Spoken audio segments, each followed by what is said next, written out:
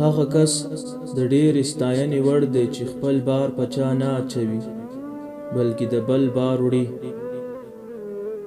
زه د هغه انسان په خپلواکه فکر بېغمه زړه او روڼ تندي ویاړم چې نه زر لري نه زمین.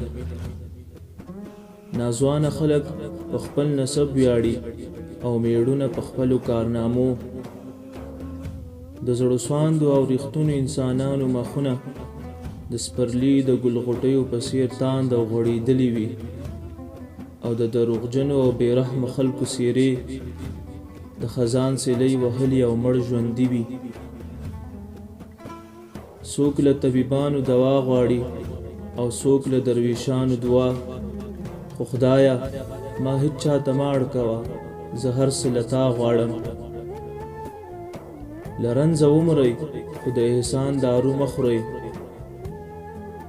ښځه چې ښه خوی او ښایسته صورت ولري نو په دې دنیا جنت دی. پښتانه که کم عقل او کم همته نه وی نو نن به په ټول هندوستان د دوی حکومت و، خو افسوس چې غافله دي.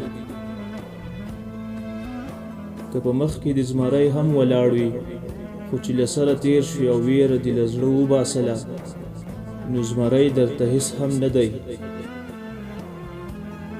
چې هوښیار وي په دې خبره به پوه شي چې وږی د وربشو ډوډۍ ښه په مینه خوري او ښه پرې لګي، خو چې موړ وي نو د هغه ته د سوچه غوړیو حلوا هم هېڅ ښکاري.